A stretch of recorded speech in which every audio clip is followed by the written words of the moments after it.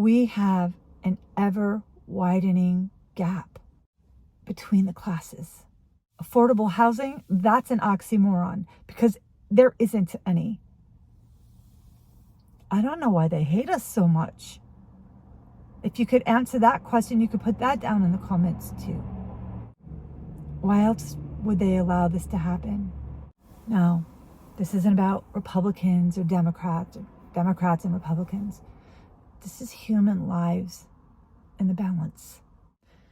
And good power cares about the people, not just being powerful. Friends, I haven't been posting because I have been in complete survival mode. It's getting very cold here. And living in a car, it's not sustainable. I don't know how people do it, not in this kind of winter.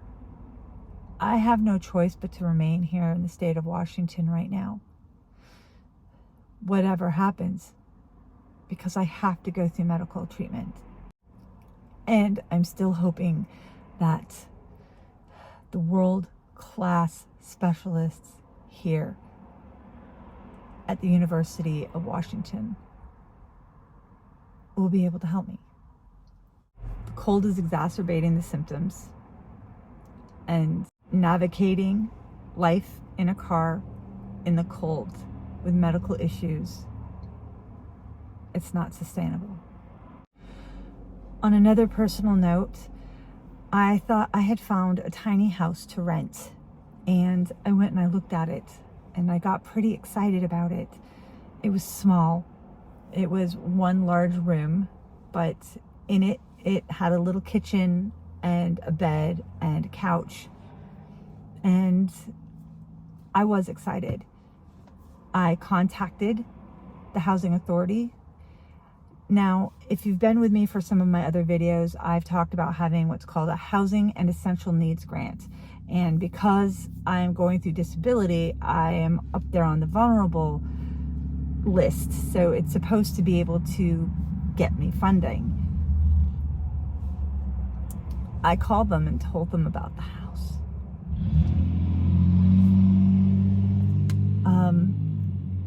And they said because of all of the funding cuts that have been going and happening, that they had no funding left for me to be able to get into a house.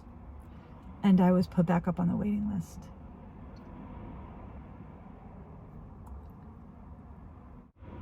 It's just what happened. So there is no help. And this was about 2 weeks ago. It felt like a huge sucker punch because I was told that that HEN grant was absolute. I was told that all I had to do was find the place to rent, and it had to follow certain criteria.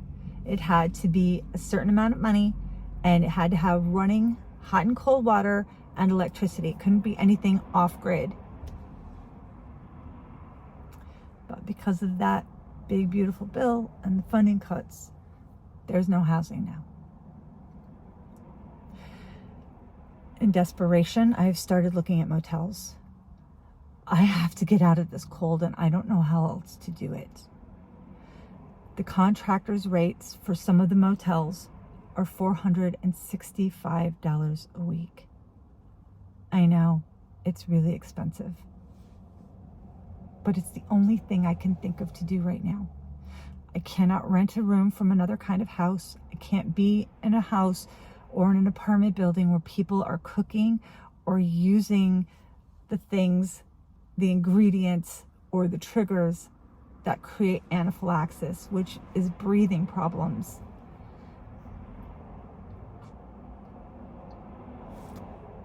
If you possibly would like to help, and please, everybody is struggling and everybody is suffering. If you can't, there's by no means any pressure, and I totally understand. I see people every day looking for help, and it's so hard when you don't have enough to go around. even if you try to give a little something. And I do try. But if you feel like you are able to help, even help fund at all $5 into my PayPal or into my CashApp, I will turn around and put that towards a hotel fund for a week or more if possible, especially for the coldest weeks that are coming up. I would very much appreciate it, and I thank you from the bottom of my heart for even considering it. And know this too, that when you guys leave me comments, I might not respond to them or all of them, but I do get to read them. And your encouraging words and your stories, you make me feel like I'm not alone in this. And like somehow, some way, at some point, something's going to change and good things could happen. Because I'll tell you now, I'm never giving up. Right now, I'm trying really hard to keep my mental health afloat and strong, to remain positive and not fall into depression. You can see by some of my older videos this past season, back before I got here, that I was crying most of these videos. It was so bad. My depression, it's hard living in a car. It's hard day by day figuring out where you're going to sleep, how you're going to cook to eat, and doing it with medical issues leaves that much more pain, discomfort, frustration.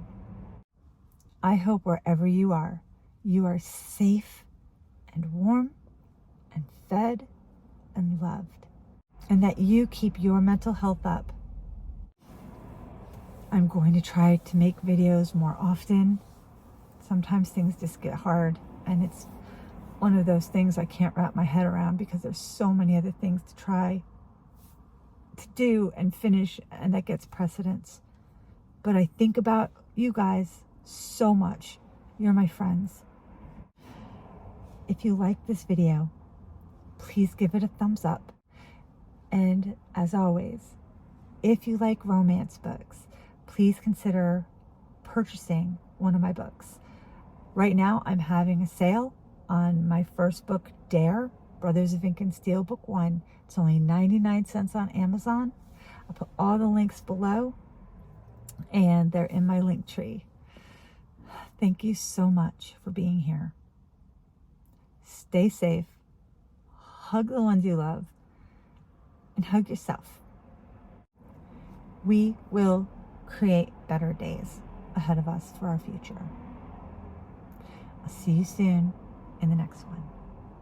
Peace and love.